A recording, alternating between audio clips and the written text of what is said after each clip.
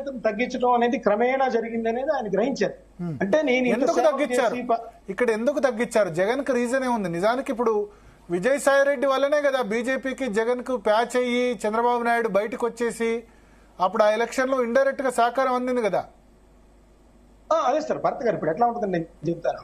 ఇప్పుడు పార్టీ విజయసాయి రెడ్డి సొంతంగా ఏం చేసుకోలేదు కదా, జగన్ కే లాభం జరిగింది కదా బీజేపీ వల్ల. బీజేపీతో అదే సార్ రాజకీయ పార్టీలో ఎలా ఉంటుందంటే, ఇప్పుడు సుబ్బారెడ్డి గారు జగన్ గారు జైల్లో ఉన్నప్పుడు పార్టీని ఆయన ప్రత్యామ్నాయంగా నడిపిన పరిస్థితి ఉంది జైల్లో ఉన్నప్పుడు కూడా.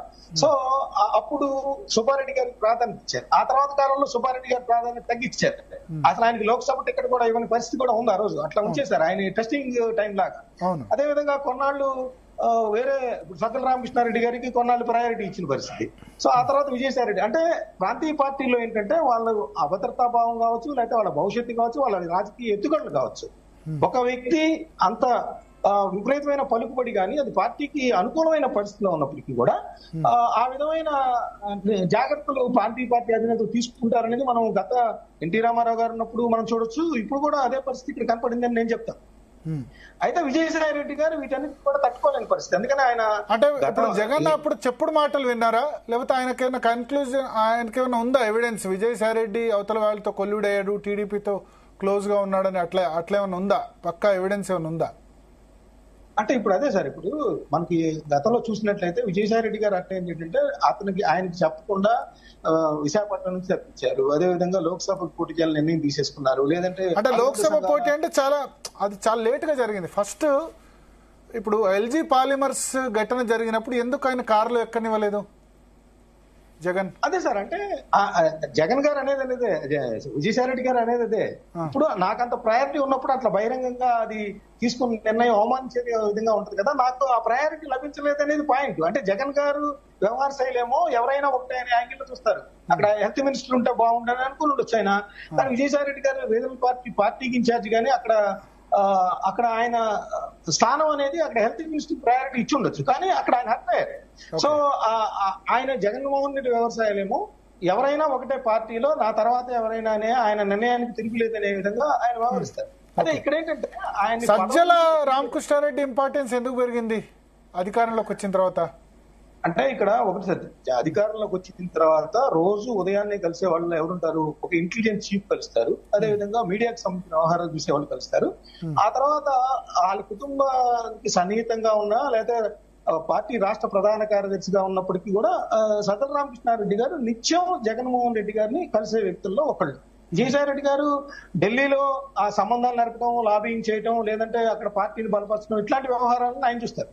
సో ఆ విధంగా సన్నిహితం ఏర్పడినప్పుడు జగన్మోహన్ రెడ్డి గారు తీసుకునే నిర్ణయాల్లో అంటే ఏదైతే ఆయన అనుబంధ సంఘాల ఇన్ఛార్జిని తప్పించినప్పుడు కానీ, రీజనల్ కోఆర్డినేటర్ గా తప్పించినప్పుడు కానీ వీళ్ళ యొక్క ఇవి ఉన్నాయి అనేది ఆయన అనుమానాలు. సో ఆ అనుమానాలకు తగ్గట్టుగా అక్కడ ఇంటర్నల్ గా జరిగే ఆ రాజకీయాలు పాలిటిక్స్ లో ఆయన కొంత నాకేదో అప్రాధాన్యం అంటే ప్రాధాన్యత లేకుండా చేస్తున్నారనేది గ్రహించారు. నిజానికి ఈ దేవాదాయ శాఖ అసిస్టెంట్ కమిషనర్ ఇష్యూ జరిగినప్పుడు కూడా ఈ వ్యవహారం వెలుగులోకి రావడానికి పార్టీ నుంచే కొంతమంది పనిచేశారు, కుట్ర చేశారు అనేది కూడా ఆయన నమ్మిన పరిస్థితి. సన్నిహితుల వద్ద సొంత పార్టీ నుంచే లీకులు ఇచ్చారు అని చెప్పి శాంతి. సో ఇలాగా అదే విధంగా బీజేపీలోకి కొంతమంది మొన్న అదే టీడీపీలోకి కానీ బీజేపీలోకి కానీ రాజ్యసభ సభ్యులు కొంతమంది వెళ్లిపోయిన పరిస్థితి. ఆ సందర్భంగా కొంతకాలం సోషల్ మీడియాలో కూడా అట్లాంటి పుకార్లు నడిచాయి.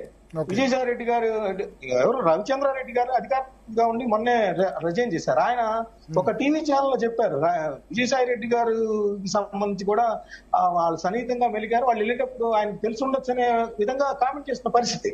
సో అది కూడా ఒక కారణం అయి ఉండొచ్చు. అంటే రాజ్యసభ సభ్యులు వెళ్ళిపోతున్నా కూడా ఆ విషయాన్ని జగన్ గారికి చెప్పి అలర్ట్ చేయడంలో కానీ లేదా కొన్ని విషయాలు ఆయనకి ప్రాధాన్యత లభించట్లేదు అనేది ఉంది. అయితే ఇవాళ పర్టికులర్ గా మొన్న రాజీనామా చేసినప్పుడు కూడా కేవలం ఎటువంటి కామెంట్స్ చేయని విజయసాయి రెడ్డి గారు ఈ రోజు పార్టీ ఆవిర్భావ దినోత్సవం రోజు జగన్ గారు చెప్పుడు మాటలు వింటున్నారు, అది పార్టీకి తీరని నష్టం చేస్తుంది, ఆ చెప్పుడు మాటలు వింటడం ఎప్పుడైతే ఆపేస్తారో అప్పుడే పార్టీకి భవిష్యత్తు ఉంది, లేకపోతే మనుగడ కష్టం అనే విధంగా ఆయన కామెంట్ చేసిన నిజంగానే జగన్ చెప్పుడు మాటలు విన్నారా? అంటే ఒకటి సార్, ఆయన దృష్టిలో ఆయన స్వయంగా నేను జగన్మోహన్ రెడ్డి గారికి చెప్పానంటున్నారు. రిజైన్ చేసే రోజు జగన్మోహన్ రెడ్డి గారికి వెళ్ళి మీ దగ్గర ఇట్లా అబద్ధాలు చెప్పేవాళ్ళ మాట మీరు వింటున్నారు, ఇది పార్టీకి నష్టం అని నేను స్వయంగా చెప్పాను, అయినా కూడా మాట్లాడలేదు, అందుకని బయటకు వచ్చేసాను అంటున్నారు. సో ఇప్పుడు జగన్మోహన్ రెడ్డి గారు చెప్పాలి బయటకు వచ్చి. జగన్మోహన్ రెడ్డి మీరు గారు దగ్గరగా వ్యవహారాలను అబ్జర్వ్ చేశారు కాబట్టి చెప్పుడు మాటలు వింటారా, ఒకే వ్యక్తి మాట వింటారు అని చాలా టాక్ ఉంది.